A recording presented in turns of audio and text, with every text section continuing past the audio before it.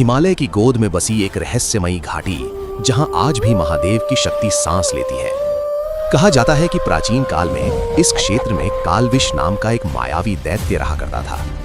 वह कोई साधारण राक्षस नहीं था, बल्कि तंत्र मंत्र और छल का उस्ताद था। घाटी को नष्ट करने के लिए उसने स्वयं को एक भयानक पर्वताकार अजगर में बदल लिया और चुपचाप व्यास नदी के उद्गम स्थान पर कुंडली मारकर बैठ गया। धीरे धीरे नदी का जल रुकने लगा, पानी उफनने लगा, गांव, खेत, मंदिर सब डूबने लगे। जब तबाही सिर पर आ गई और चारों ओर सिर्फ चीख पुकार गूंजने लगी, तब लोगों ने अंतिम आस में एक ही नाम पुकारा, महादेव, महादेव। भक्तों की पुकार कैलाश तक पहुंची। तभी आकाश कांपा, धरती थर्राई।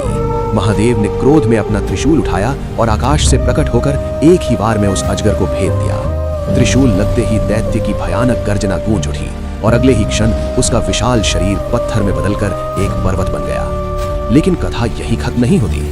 दैत्य की मृत्यु के बाद भी उसकी नकारात्मक शक्ति घाटी में फैल सकती थी। इसी कारण महादेव ने स्वयं उस पर्वत की चोटी पर शिवलिंग के रूप में प्रकट होकर वास कर लिया, ताकि बुराई का नामो निशान मिट जाए। समस्या ये थी कि वह स्थान इतना ऊंचा था कि वहां बार बार आकाशीय बिजली गिरने का खतरा बना रहता था। यदि बिजली गांव पर गिरती तो सब कुछ जलकर राख हो सकता था। तब महादेव ने एक ऐसा वचन दिया जिसे सुनकर देवता भी स्तब्ध रह गए। उन्होंने इंद्रदेव से कहा, यहाँ गिरने वाली हर वज्रपात पहले मुझ पर गिरेगी। और आज भी यही होता है। हर साल जब बिजली गिरती है, वह सीधे शिवलिंग पर गिरती है। भीषण प्रहार से शिवलिंग टूट जाता है, बिखर जाता है, लेकिन फिर होता है चमत्कार।